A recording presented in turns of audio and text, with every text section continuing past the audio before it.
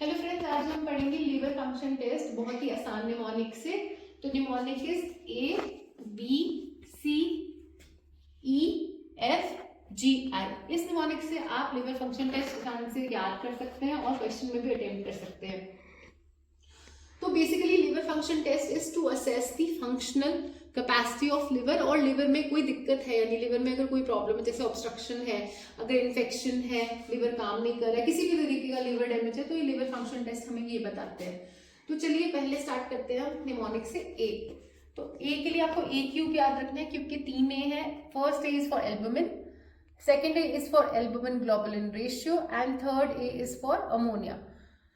तो एल्बुमिन हमें पता है it is a plasma protein which is synthesised in liver. अब क्रॉनिक लिवर डैमेज में एल्बुमिन की वैल्यू डिक्रीज हो जाती है। नॉर्मल है ये कितना, normal it is 3.5 to 5 gram per decilitre. तो क्रॉनिक लिवर डैमेज में it decreases. Second is for albumin globulin ratio. It is जो नॉर्मल एल्बुमिन ग्लोबुलिन रेशियो होती है 1:5:1 होती है नॉर्मली। ये रेशियो रिवर्स हो जाती है, it reverses in case of liver damage and renal damage. तो किडनी और लिवर डैमेज में AG ratio is reversed. Third is for ammonia.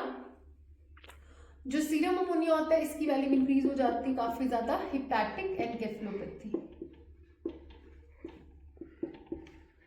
तो ये है एल्बुमिन ग्लोबुलिन रेशियो और अमोनिया। फिर आ जाइए बी से भी 3 चीजें हैं, B cube again, bilirubin, bile pigments and bile salts. तो बिलिरुबिन में हमारा आ जाता है टोटल, डायरेक्ट एंड इनडायरेक्ट। सबको पता है total normally is up to 1.2 milligram per decilitre. तो इसकी जो रेंज होती है 1.2 मिलीग्राम पर डेसिलीटर। अगर इससे ज्यादा हो तब हम उसको बोलते हैं जॉन्डिस। तो डायरेक्ट और इनडायरेक्ट में डिवाइडेड होता है। अब हमें पता है कि आपके 3 टाइप के जॉन्डिस होते हैं,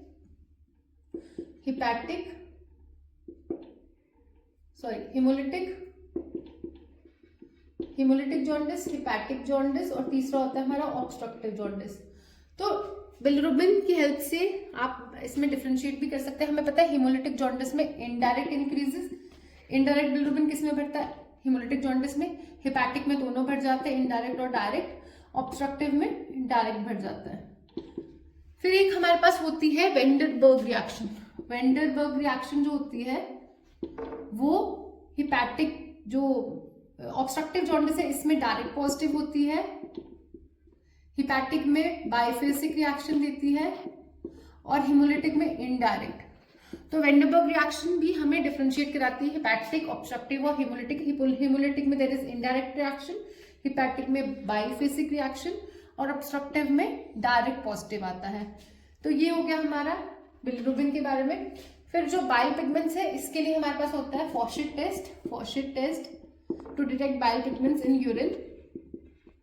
तीसरा है बाइल सॉल्ट्स, इसके लिए होता है हेज टेस्ट और ये पॉजिटिव होता है हमारा हिपैटिक और ऑब्स्ट्रक्टिव जॉन्डिस में, इसमें पॉजिटिव होता है। Hay's test is positive in hepatic and obstructive jaundice. फिर हमारा जो यूरोबिलिरुबिन होता है, यूरोबिलिरुबिनोजन, ये पॉजिटिव होता है सिर्फ हिमोलिटिक जॉन्डिस में। It is urine urobilinogen is seen only in case of haemolytic jaundice. तो ये आपको 3 टाइप के जॉन्डिस में डिफरेंशिएट कराते हैं, बिलिरुबिन, बाइल पिगमेंट्स और बाइल सॉल्ट्स। फिर आ जाइए सी पे। सी से हमारा है serum cholesterol and coagulation profile. तो सीरम कोलेस्ट्रॉल नॉर्मली होता है लेस देन 200 मिलीग्राम्स।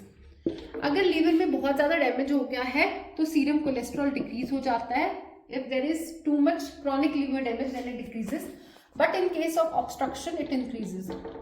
अगर ऑब्स्ट्रक्शन है, ऑब्स्ट्रक्टिव लीवर डिजीज है तो कोलेस्ट्रॉल बढ़ जाएगा, बट अगर लिवर डैमेज है तो ये डिक्रीज हो जाएगा। फिर आ जाइए कोगुलेशन प्रोफाइल। इसमें आ जाता है आपका प्रोथ्रोम्बिन टाइम। तो प्रोथ्रोम्बिन टाइम भी क्या है, it increases in liver damage. Liver damage में ये प्रोथ्रोम्बिन टाइम इंक्रीज हो जाएगा। फिर आ जाइए एंजाइम मार्कर्स पे। ई से है एंजाइम मार्कर्स। ये भी 2 तरीके के एंजाइम मार्कर्स होते हैं। एक जो हमारा बताते हैं hepatic capacity, functional capacity, function, और दूसरा है ऑब्स्ट्रक्शन के लिए। तो जो हिपैटिक फंक्शंस के लिए होते हैं वो होते हैं हमारे SGOT, या जिसको हम AST भी बोलते हैं, SGPT जिसको हम ALT भी बोलते हैं। अब ये जो SGOT है ये किस में इंक्रीज हो जाता है बहुत ज्यादा, ये इंक्रीज हो जाता है एल्कोहलिक लिवर डिजीज में और सिरोसिस में। तो अल्कोहलिक लिवर डिजीज और सिरोसिस में SGOT SGPT रेशियो इंक्रीजेस, ये वाली रेशियो इंक्रीज हो जाती है।